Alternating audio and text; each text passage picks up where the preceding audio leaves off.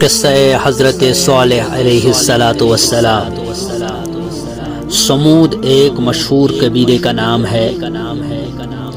یہ دور قدیم کی خاص عربی قوم سے تھے اور ان کی رہائش تبوک اور حجاز کے درمیان ہجر کے مقام پر تھی، جسے مدائن صالح بھی کہا جاتا ہے۔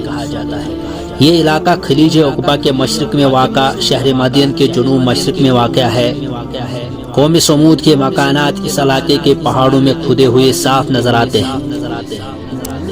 حضرت موسیٰ علیہ السلام نے اپنی قوم کو عاد اور سمود کے بارے میں بتایا تھا اور کہا تھا کہ میں نے تم سے صاف صاف کہہ دیا، اگر تم اور جتنے اور لوگ زمین میں ہیں سب کے سب ناشکری کرو تو اللہ پھر بھی بے نیاز اور قابل تعریف ہے۔ بھلا تم ان لوگوں کے حالات کی خبر تم کو نہیں پہنچی جو تم سے پہلے تھے، یعنی قوم نوح اور عاد اور سمود، اور جو ان کے بعد تھے جن کا علم اللہ کے سوا کسی کو نہیں، ان کے پاس پیغمبر معجزے لے کر آئے۔ یہ پوری بات موسیٰ علیہ السلام نے اپنی قوم سے فرمائی تھی، کیونکہ یہ دونوں قومیں اہل عرب میں سے تھے، اس لیے اہل کتاب نے ان کے حالات کو اچھی طرح معلوم نہیں کیا، نہ انہیں یاد رکھنے کی کوئی اہمیت دی۔ حالانکہ موسیٰ علیہ السلام کے زمانے میں ان قوموں کے حالات ان میں مشہور تھے۔ حضرت صالح علیہ السلام انہی کی طرف بھیجے گئے تھے۔ انہوں نے قوم کو اس بات کی دعوت دی کہ وہ اللہ وحدہ لا شریک کی عبادت کرے، بتوں سے کنارہ کشی اختیار کرے اور اللہ کے ساتھ کسی کو شریک نہ بنائے۔ کچھ لوگ ایمان لائے لیکن اکثر نے کفر کیا اور زبان و عمل سے انہیں اذیت دی، انہیں شہید کرنے کا پروگرام بنایا اور اس اونٹنی کو قتل کر دیا جسے اللہ تعالیٰ نے صالح کی سچائی کی دلیل کے طور پر پیدا فرمایا تھا۔ چنانچہ اللہ تعالیٰ نے انہیں شدید گرفت میں لے لیا۔ اللہ تعالیٰ نے ان سے فرمایا تھا کہ تمہیں عاد کے جانشین بنایا ہے تاکہ تم ان کے حالات سے عبرت حاصل کرو اور ان جیسے عمل نہ کرو۔ اللہ نے تمہیں یہ زمین عطا فرمائی جس کے میدانوں میں تم محلات تعمیر کرتے ہو اور پہاڑ تراش کر بڑی مہارت، کاریگری اور پختگی کے ساتھ مکان بناتے ہو۔ لہذا اللہ کی اس نعمت کے عوض شکر اور نیک عمل کرو، اس کی عبادت کرو، اس کے ساتھ کسی کو شرک نہ کرو، اس کے احکام کی مخالفت کرتے ہوئے اس کی اطاعت سے روگردانی نہ کرو، کیونکہ اس روش کا انجام بہت خطرناک ہے۔ اللہ ہی نے تمہیں زمین سے پیدا کیا، تمہیں اس کے آباد کرنے والے بنایا، یعنی زمین میں جو فصلیں اور پھل ہیں وہ تمہیں دے دیے، اسی لیے وہی خالق اور رازق ہے، وہی اکیلا عبادت کا مستحق ہے، نہ کہ دوسری چیزیں اور افراد۔ سو اسی سے بخشش مانگو، پھر اس کے آگے توبہ کرو، یعنی تم جو بدعمالیاں کر رہے ہو انہیں چھوڑ کر اللہ کی عبادت میں مشغول ہو جاؤ تو وہ توبہ قبول کر کے تمہیں معاف کر دے گا۔ اس موقع پر آپ نے نرم لہجے میں نرم الفاظ میں بات کی اور انہیں نیکی کی طرف بلانے میں خوبصورت انداز اختیار کیا اور فرمایا، تمہارا کیا خیال ہے کہ اگر معاملہ سچ مچ ویسے ہی ہوا جیسے میں کہتا ہوں تو تم اللہ کے ہاں کیا عذر پیش کر سکو گے؟ اس کے دربار میں تم کیسے جان چھڑا سکتے ہو؟ تم مجھ سے مطالبہ کرتے ہو کہ میں تمہیں اس کی اطاعت کی طرف بلانا چھوڑ دوں؟ صالح علیہ السلام نے کہا، میرے لیے یہ ممکن نہیں ہے کیونکہ مجھ پر فرض ہے۔ اگر میں اس کی ادائیگی کی ترک کر دوں تو مجھے اللہ کے عذاب سے نہ تم بچا سکو گے نہ میرا کوئی مدد کر سکے گا، اس لیے میں تمہیں اللہ وحدہ لا شریک کی طرف بلاتا رہوں گا حتیٰ کہ اللہ تعالیٰ میرے اور تمہارے درمیان فیصلہ کر دے۔ دعوت حق کو تھامنے کے بجائے قوم نے حضرت صالح علیہ السلام اور آپ کے ساتھیوں سے بدشگولی لینا شروع کر دی اور فساد کے لیے صلاح مشورے کرنے لگے۔ وہ قوم حضرت صالح علیہ السلام کی جو قوم تھی اپنی ضد پر اڑی رہی اور دعوت توحید کو قبول کرنے کے بجائے اپنے نبی کی ذات پر رقیق حملے شروع کر دیے۔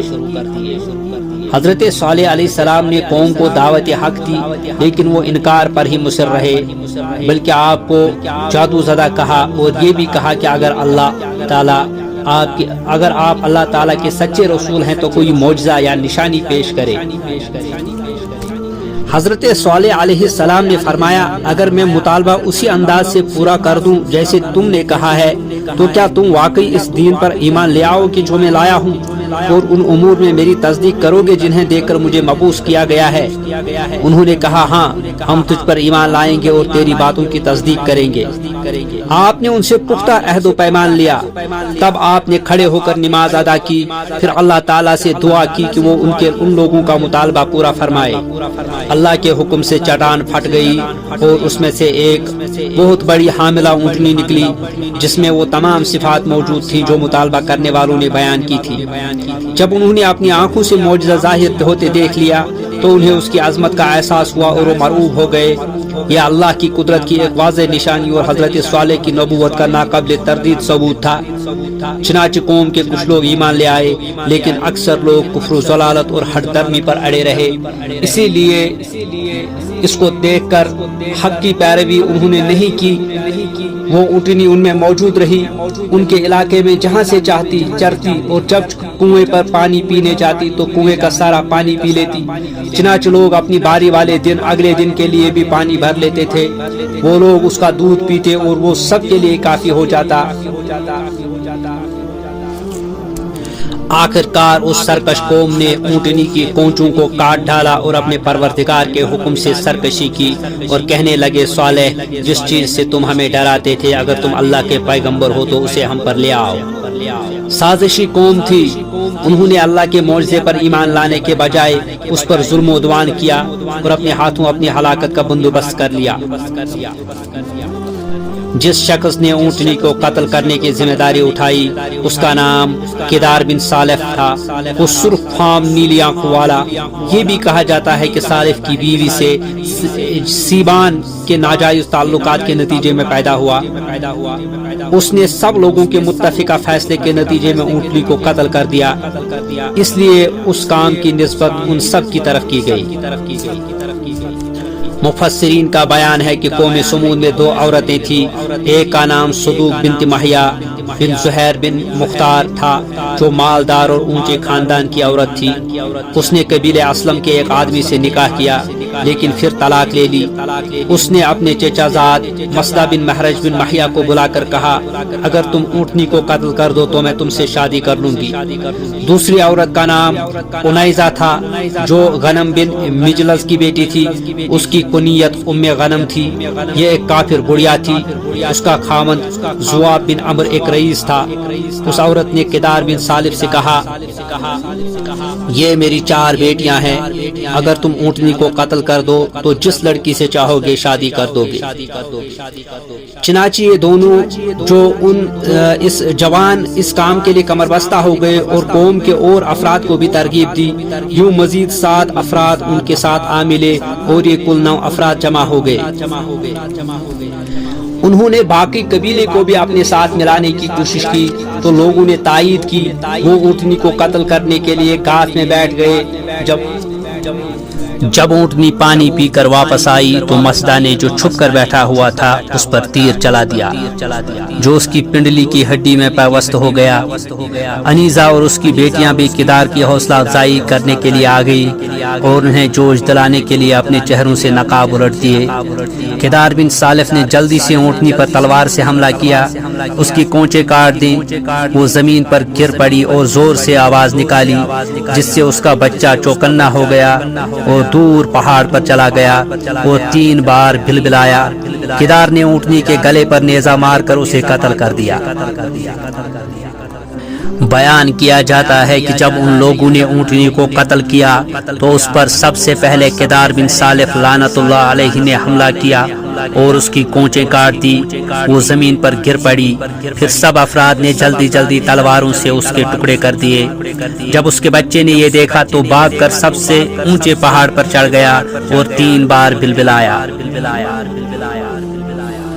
حضرت صالح علیہ السلام کو جب پتہ لگ گیا تو انہوں نے قوم سے کہا اپنے گھروں میں 3 دن اور فائدہ اٹھا لو، یعنی انہیں اس دن کے علاوہ 3 دن کی مہلت دی گئی۔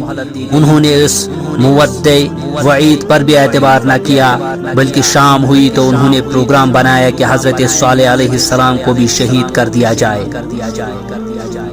یعنی ہم رات کو صالح کے گھر میں گھس کر آپ کو اہل و عیال سمیت شہید کریں گے، پھر اگر آپ کے اقارب نے قصاص یا دیت کا مطالبہ کیا تو ہم مکر جائیں گے اور کہیں گے کہ ہم نے قتل نہیں کیا۔ پھر اس کے وارث سے کہہ دیں گے کہ ہم صالح کے گھر والوں کے موقع ہلاکت پر گئے ہی نہیں اور ہم بالکل سچ کہتے ہیں۔ جب قوم نے معجزے کا انکار کیا اور اللہ تعالیٰ کی نعمتوں کی ناشکری کی تو نتیجہ ان کی تباہی کی صورت میں نکلا، جسے اللہ تعالیٰ نے قرآن مجید میں مختلف پیرائے میں بیان کیا ہے۔ جن افراد نے حضرت صالح علیہ السلام کو شہید کرنے کی سازشیں تیار کی تھی، اللہ تعالیٰ نے ان پر ان کی قوم سے پہلے ہی عذاب نازل فرما دیا اور ان پر پتھر برسا کر کچل ڈالا اور تباہ کر دیا۔ جب مہلت کا پہلا دن یعنی جمعرات کا دن آیا تو ان کے چہرے زرد ہو گئے، جیسے حضرت صالح علیہ السلام نے فرمایا تھا۔ شام ہوئی تو انہوں نے کہا مہلت کا ایک دن تو گزر گیا۔ جب دوسرے دن یعنی جمعہ کی صبح ہوئی تو ان کے چہرے سرخ ہو گئے۔ شام ہوئی تو انہوں نے کہا مہلت کے 2 دن گزر گئے۔ جب مہلت کا تیسرا دن آیا یعنی ہفتے کی صبح ہوئی تو ان کے چہرے سیاہ ہو گئے۔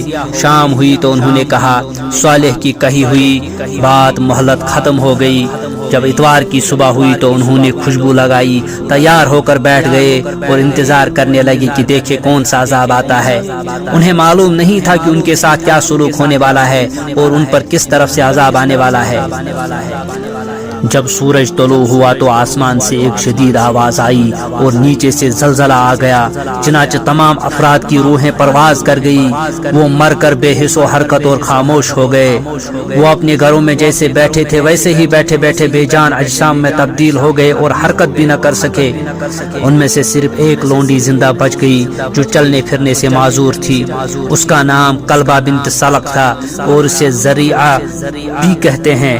وہ پکی کافرہ تھی اور حضرت صالح کی سخت دشمن تھی۔ جب اس نے عذاب دیکھا تو اسے چلنے کی طاقت مل گئی، چنانچہ وہ انتہائی تیزی سے بھاگی حتیٰ کہ عربوں کے ایک قبیلے میں جا پہنچی۔ اس نے تمام چشمدید واقعہ سنایا اور قوم پر آنے والے عذاب کی خبر دی، پھر پانی مانگا۔ جب اس نے پانی پیا تو وہ بھی مر گئی۔ حضرت صالح علیہ السلام نے قوم کی تباہی و بربادی پر نہایت غم و حسرت کا اظہار فرمایا۔ بعض علماء نے فرمایا ہے کہ اس واقعے کے بعد حضرت صالح علیہ السلام حرم میں تشریف لے گئے تھے اور وفات تک وہیں مقیم رہے۔ حضرت جابر رضی اللہ عنہ سے روایت ہے کہ رسول اللہ صلی اللہ علیہ وسلم جب مقام ہجر سے گزرے تو فرمایا معجزات کا مطالبہ نہ کرو۔ صالح کی قوم نے یہ مطالبہ کیا تھا تو وہ اونٹنی کی صورت میں ظاہر ہو گیا۔ وہ اس راہ پر پانی پینے آتی تھی اور اس راستے سے واپس جاتی تھی۔ انہوں نے اپنے رب کا حکم نہ مانتے ہوئے سرکشی کی اور اس کی کونچیں کاٹ دیں۔ ایک دن وہ پانی پیتی تھی اور دوسرے دن وہ اس کا دودھ پیتے تھے۔ جب انہوں نے اسے مار ڈالا تو ان پر ایسی سخت چیخ کا عذاب آیا جس سے تمام لوگ ہلاک ہو گئے۔ صرف ایک آدمی بچا جو اس وقت حرم کی سرزمین میں تھا۔ صحابہ نے عرض کی اے اللہ کے رسول صلی اللہ علیہ وسلم وہ کون تھا؟ فرمایا وہ ابو رگال تھا۔ جب وہ حرم کی حدود سے نکلا تو وہ بھی اس عذاب کی لپیٹ میں آ گیا جو اس کی قوم پر آیا تھا۔